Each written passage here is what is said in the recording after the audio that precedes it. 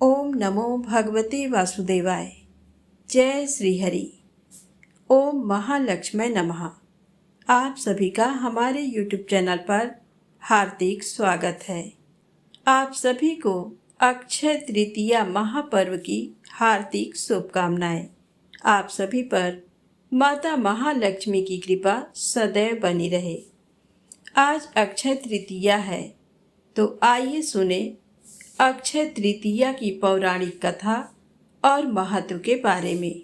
कथा शुरू करें उससे पहले आप सभी से विनम्र निवेदन है, कृपया चैनल को सब्सक्राइब अवश्य करें, वीडियो को लाइक करें, इन कथाओं को ज़्यादा से ज़्यादा शेयर करें और कमेंट्स में माता महालक्ष्मी की जय अवश्य लिखें। तो आइए जानें अक्षय तृतीया महापर्व की पौराणिक कथा। अक्षय तृतीया को कुछ स्थानों पर आखा तीज के नाम से भी जाना जाता है। ये वैशाख माह के शुक्ल पक्ष में आती है। धर्म ग्रंथों में इस तिथि को बहुत शुभ फलदायी बताया गया है। पौराणिक मान्यताओं के अनुसार अक्षय तृतीया के दिन शुभ मुहूर्त में माँ लक्ष्मी की पूजा करने और सोने की खरीदारी करने से घर में धन धान्य की कमी नहीं होती है। मान्यता है कि अक्षय तृतीया के दिन ही सतयुग और त्रेता युग की शुरुआत हुई थी। इसके साथ ही द्वापर युग का समापन भी इस दिन हुआ था। इस दिन भगवान नर नारायण सहित परशुराम और हयग्रीव ने अवतार लिया था। इस दिन बद्रीनाथ के कपाट खुलते हैं और जगन्नाथ भगवान के सभी रथों को बनाने का कार्य शुरू होता है। इसी दिन माँ गंगा का भी धरती पर अवतरण हुआ था। भगवान श्री कृष्ण ने इसी दिन युधिष्ठिर को बताया था कि आज के दिन तुम जो भी रचनात्मक या सांसारिक कार्य करोगे, तुम्हें उसका पुण्य प्राप्त होगा।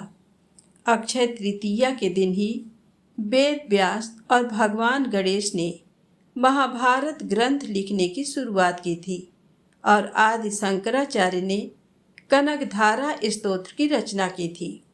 अक्षय तृतीया के दिन ब्रह्मा जी के पुत्र अक्षय कुमार का जन्म हुआ था। साथ ही इसी दिन कुबेर को खजाना भी मिला था। अक्षय तृतीया के दिन ही महाभारत का युद्ध भी समाप्त हुआ था। इस दिन व्रत करने के लिए प्रातः काल स्नान करने के बाद पीले वस्त्र धारण करने चाहिए।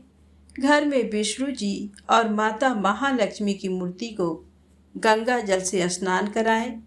तुलसी पीले फूलों की माला या सिर्फ पीले फूल चढ़ाएं। इसके बाद धूप दीप जलाकर पीले आसन पर बैठ जाएं। आगे विष्णु सहस्रनाम, विष्णु चालीसा पाठ, लक्ष्मी चालीसा पाठ, विष्णु और माता लक्ष्मी से संबंधित ग्रंथों का पाठ करें। अंत में विष्णु जी और माता महालक्ष्मी की आरती करें। इसके बाद सभी में प्रसाद बांटकर स्वयं भी प्रसाद ग्रहण करें। अब आइए सुने अक्षय तृतीया से जुड़ी पौराणिक कथाएं। कथा के अनुसार प्राचीन काल में एक धर्मदास नामक वैश्य था। धर्मदास अपने परिवार के साथ एक छोटे से गांव में रहता था। वह बहुत ही गरीब था। वह हमेशा अपने परिवार के भरण पोषण के लिए चिंतित रहता था। उसके परिवार में कई सदस्य थे। धर्मदास बहुत धार्मिक प्रवृत्ति का व्यक्ति था। उसका सदाचार तथा देव एवं ब्राह्मणों के प्रति उसकी श्रद्धा अत्यधिक प्रसिद्ध थी। अक्षय तृतीया व्रत के महात्म को सुनने के पश्चात उसने अक्षय तृतीया पर्व के आने पर सुबह जल्दी उठकर गंगा में स्नान करके विधि पूर्वक देवी देवताओं की पूजा की। व्रत के दिन सामर्थ्य के अनुसार जल से भरे घड़े, पंखे, जौ, सत्तू, चावल, नमक, गेहूँ, गुड़, घी, दही, सोना तथा वस्त्र, इन वस्तुओं को भगवान के चरणों में रखकर ब्राह्मणों को अर्पित की। ये सब दान देकर धर्मदास के परिवार वाले तथा उसकी पत्नी ने उसे रोकने की कोशिश की। उन्होंने कहा कि अगर धर्मदास इतना सब कुछ दान में दे देगा तो उसके परिवार का पालन पोषण कैसे होगा। फिर भी धर्मदास अपने दान और पुण्य कर्म से विचलित नहीं हुआ और उसने ब्राह्मणों को कई प्रकार का दान दिया। उसके जीवन में जब भी अक्षय तृतीया का पावन पर्व आया, प्रत्येक बार धर्मदास ने विधि से इस दिन पूजा एवं दान आदि कर्म किया। अनेक रोगों से ग्रस्त तथा वृद्ध होने के उपरांत भी उसने उपवास करके धर्म कर्म और दान पुण्य किया। वही वैसे दूसरे अगले जन्म में कुशावती का राजा हुए। मान्यता है कि अक्षय तृतीया के दिन किए गए दान पुण्य व पूजन के कारण वह अपने अगले जन्म में बहुत धनी एवं प्रतापी राजा बना। वह इतना धनी और प्रतापी राजा था कि त्रिदेव तक उसके दरबार में अक्षय तृतीया के दिन ब्राह्मण का वेश धारण करके उसके महायज्ञ में शामिल होते थे। अपनी श्रद्धा और भक्ति का उसे कभी घमंड नहीं हुआ। वह प्रतापी राजा महान एवं वैभवशाली होने के बावजूद भी धर्म मार्ग से कभी विचलित नहीं हुआ। माना जाता है कि यही राजा आगे के जन्मों में भारत के प्रसिद्ध सम्राट चंद्रगुप्त के रूप में पैदा हुए थे। जैसे भगवान ने धर्मदास पर अपनी कृपा की, वैसे ही जो भी व्यक्ति इस अक्षय तृतीया की कथा का महत्व सुनता है और विधि विधान से पूजा एवं दान आदि करता है, उसे अक्षय पुण्य एवं यश की प्राप्ति होती है। तो प्रेम से बोलें, लक्ष्मी माता की जय हो। अब आइए सुने अक्षय तृतीया से जुड़ी माता अन्नपूर्णा की कहानी। हिंदू धर्म में भोजन की पूजा और प्रसाद की बहुत प्रशंसा की जाती है और इसलिए देवी अन्नपूर्णा को एक लोकप्रिय देवी माना जाता है। वह शिव की पत्नी पार्वती का ही अवतार कही जाती हैं। भारत में वाराणसी के काशी विश्वनाथ मंदिर और अन्नपूर्णा देवी मंदिर देवी माँ को समर्पित है। अक्षय तृतीया का दिन देवी अन्नपूर्णा के जन्म दिवस के रूप में माना जाता है। इसीलिए सोने के आभूषण खरीदने के लिए ये दिन बहुत शुभ माना जाता है। कथा के अनुसार भगवान शिव और माँ पार्वती अक्सर कैलाश पर्वत पर पासा खेलते थे। एक दिन भगवान शंकर और माता पार्वती के बीच प्रकृति के महत्व और पुरुष की श्रेष्ठता को लेकर बहस हो गई, क्योंकि भगवान शंकर पुरुष की श्रेष्ठता पर जोर दे रहे थे। भगवान शंकर ने माता पार्वती से कहा कि संसार एक भ्रम है, प्रकृति एक भ्रम है, यहाँ पल आता है और चला जाता है, यहाँ तक कि भोजन भी सिर्फ माया है। माँ पार्वती जो भोजन सहित सभी भौतिक चीज़ों की जननी हैं, उन्होंने ये बात सुनकर अपना आपा खो दिया। तभी माँ पार्वती बोली, अगर मैं सिर्फ एक भ्रम हूँ तो देखते हैं आप और बाकी दुनिया मेरे बिना कैसे रहते हैं। ऐसा कहकर वो दुनिया से गायब हो गई। उनके लापता होने से ब्रह्मांड में हाहाकार मच गया। समय स्थिर हो गया, ऋतु परिवर्तन रुक सा गया, धरती बंजर हो गई और भयानक सूखा पड़ने लगा। आकाश, पाताल और धरती तीनों लोकों में मिलने वाला भोजन उपलब्ध नहीं था। देवता, दानव और मनुष्य भूख से तड़पने लगे। दुनिया भोजन से वंचित हो गई और वहाँ अकाल पड़ गया। जब भगवान शंकर के अनुयायी भोजन के लिए उनसे भीख मांगने लगे तो भगवान शंकर ने अनुयायियों के लिए घर घर जाकर भोजन की भीख मांगी, लेकिन किसी के पास कुछ भी देने के लिए नहीं था। भगवान विष्णु ने भगवान शंकर से कहा, मैंने सुना है काशी में एक महिला ने लोगों के लिए भोजन दान करना शुरू किया है। भोजन की भीख मांगने के लिए भगवान शंकर काशी गए, लेकिन जब उन्हें पता चला कि रसोई को चलाने वाला कोई और नहीं बल्कि उनकी पत्नी पार्वती ही थी। वह बैंगनी और भूरे रंग के वस्त्र पहने और आभूषणों से सजी हुई थी और वह एक सिंहासन पर बैठी हुई थी और एक एक करके भूखे देवताओं और पृथ्वी के भूखे निवासियों को भोजन परोस रही थी। उन्होंने अपने पुत्रों कार्तिकेय और गणेश को भी भोजन कराया। माँ पार्वती का ये सुंदर रूप कोई और नहीं बल्कि देवी अन्नपूर्णा देवी थी, जो पूर्ण और संपूर्ण है। अन्नपूर्णा ने शिव को भिक्षा के रूप में भोजन कराया और देवी ने प्रसन्न होकर कहा कि मैं अन्नपूर्णा के रूप में काशी में निवास करूंगी। प्रेम से बोले अन्नपूर्णा माता की जय हो। अब आइए सुने अक्षय तृतीया से जुड़ी गंगा अवतरण की कथा। पौराणिक कथा के अनुसार कपिल मुनि के श्राप से महाराज सगर के 60,000 पुत्र भस्म हो गए थे।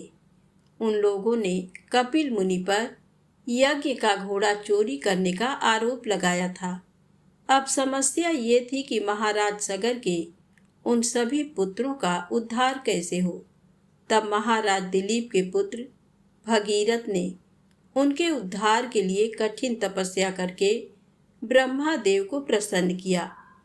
ब्रह्मदेव ने भगीरथ से वरदान मांगने के लिए कहा तो उन्होंने माँ गंगा को पृथ्वी पर लाने की बात कही। तब ब्रह्मा जी ने उनसे कहा कि गंगा का वेग अधिक है, क्या पृथ्वी उसके वेग और भार को सहन कर सकती है? उनके वेग और भार को सहन करने की क्षमता सिर्फ भगवान शिव में है। तुम भगवान शिव को इसके लिए प्रसन्न करो। ब्रह्मदेव की आज्ञा पाकर भगीरथ ने अपने कठोर तप से भगवान शिव को प्रसन्न कर दिया और उनसे अपनी जटाओं में माँ गंगा को अवतरित होने का वरदान मांगा। भगवान शिव मान गए। ब्रह्मा जी ने अपने कमंडल से गंगा को शिव जी की जटाओं में छोड़ दिया। तब भगवान शिव ने गंगा को अपनी जटाओं में बांध लिया, लेकिन गंगा जटाओं से बाहर नहीं निकल पाई। तब भगीरथ ने फिर भगवान शिव को प्रसन्न करने के लिए कठोर तप किया और शिव जी को प्रसन्न करके गंगा को पृथ्वी पर अवतरित करने का वरदान प्राप्त किया। इसके बाद ही माँ गंगा शंकर जी की जटाओं से होते हुए पृथ्वी पर अवतरित हुई और महाराज सगर के 60,000 पुत्रों को मोक्ष प्राप्त हुआ। तो प्रेम से बोले गंगा माता की जय हो, लक्ष्मी माता की जय हो। अब आइए सुने परशुराम जी के जन्म की कहानी। परशुराम जी को विष्णु के 10 अवतारों में से छठा अवतार माना जाता है। उनके पिता का नाम ऋषि जमदग्नि था। जमदग्नि ने चंद्रवंशी राजा की पुत्री रेणुका से विवाह किया था। उन्होंने पुत्र के लिए एक महान यज्ञ किया था। इस यज्ञ से प्रसन्न होकर इंद्रदेव ने उन्हें तेजस्वी पुत्र का वरदान दिया था और फिर अक्षय तृतीया को परशुराम ने उनके यहाँ जन्म लिया। तो ऋषि जमदग्नि और रेणुका ने अपने पुत्र का नाम राम रखा। राम ने शस्त्र का ज्ञान भगवान शिव से प्राप्त किया था। शिव जी ने उन्हें प्रसन्न होकर अपना फरसा यानी कि परशु दिया था। इसके बाद से वे परशुराम कहलाए। परशुराम को चिरंजीवी माना जाता है। कहा जाता है कि वे आज भी जीवित हैं। उनका जिक्र रामायण और महाभारत दोनों काल में किया गया है। कहा जाता है कि कलयुग के अंत में जब विष्णु के कल्कि अवतार जन्म लेंगे तब भी परशुराम जी ही आएंगे। परशुराम जी बचपन से ही पशु पक्षियों की भाषा समझते थे। उनके स्पर्श मात्र से ही कोई भी पशु उनके मित्र बन जाया करते थे। अनेक ऋषि मुनियों ने उन्हें अपने अस्त्र और शस्त्र प्रदान किए थे। भगवान परशुराम बहुत ही वीर और साहसी थे। एक बार परशुराम के पिता ऋषि जमदग्नि अपनी पत्नी रेणुका से क्रोधित हो गए। वजह ये थी कि उनकी माँ घड़ा लेकर पानी भरने नदी पर गई थी और वहाँ पर कुछ देवता गण आ गए थे। तो रेणुका वहाँ पर खड़ी होकर उन्हें देखने लग गई, तो आने में देरी हो गई। जब वह घर आई तो ऋषि जमदग्नि को इस बात का पता चला तो वह बहुत ही क्रोधित हुए और अपने 5 पुत्रों को आदेश दिया कि तुम अपनी माँ को मार दो। तो सारे पुत्र डर गए, लेकिन परशुराम ने माता रेणुका का सिर धड़ से अलग कर दिया और साथ ही अपने भाइयों को भी मार डाला। ये देखकर ऋषि जमदग्नि अत्यंत प्रसन्न हुए और उन्होंने परशुराम से कहा कि मैं तुमसे बहुत ही प्रसन्न हूँ। तूने मेरी आज्ञा का पालन किया है। आज तुम जो चाहे वरदान मांग लो, मैं अवश्य पूरा करूँगा। तो परशुराम ने कहा, पिताजी, अगर आप मुझसे इतना ही खुश हैं तो मेरी माँ और मेरे भाइयों को जीवित कर दो। तो इस प्रकार अपनी सूझबूझ और प्रेम बस अपनी माता और भाइयों को पुनः जीवित करवा लिया। परशुराम सिर्फ ब्राह्मणों को ही अपना शिष्य बनाते थे। जब कर्ण को इस बात का पता चला तो उन्होंने अपने आप को ब्राह्मण बताकर परशुराम जी से शिक्षा ग्रहण कर ली। लेकिन एक दिन वे कर्ण के वास्तविक रूप को पहचान गए कि कर्ण ब्राह्मण नहीं है। तो आवेश में आकर उन्होंने कर्ण को श्राप दे दिया कि जब भी तुम्हें मेरी विद्या की जरूरत होगी तो तुम विद्या भूल जाओगे। हालांकि बाद में उनको ग्लानि भी हुई तो उन्होंने अपना धनुष उसे दे दिया। तभी महाभारत के युद्ध में अर्जुन से युद्ध करते समय कर्ण ब्रह्मास्त्र चलाना भूल गए, जिसके कारण अर्जुन द्वारा वो वीर गति को प्राप्त हुए। पौराणिक मान्यता के अनुसार परशुराम आज भी मंदराचल पर्वत पर तपस्यारत हैं। कहते हैं कि वे अपने साधकों और भक्तों को आज भी दर्शन देते हैं। ज्योतिष शास्त्र के अनुसार भगवान परशुराम की सच्ची साधना करने से धन, धान्य और ज्ञान का अर्जन होता है और व्यक्ति हर प्रकार से संपन्न और साहसी होता है। प्रेम से बोले श्री हरि विष्णु भगवान की जय हो। अब आइए सुने अक्षय तृतीया से जुड़ी भगवान श्री कृष्ण और उनके मित्र सुदामा की। अक्षय तृतीया वाले दिन ही सुदामा अपने बचपन के सखा श्री कृष्ण से मिलने गए थे। वह उनके लिए एक पोटली में थोड़े से चावल लेकर गए थे, जिसे भगवान ने बेहद चाव से खाया था। लेकिन सुदामा ने हिचक की वजह से कृष्ण जी से अपने लिए मदद नहीं मांगी थी। वह बिना कुछ मांगे ही उनसे विदा लेकर अपने घर लौट गए थे।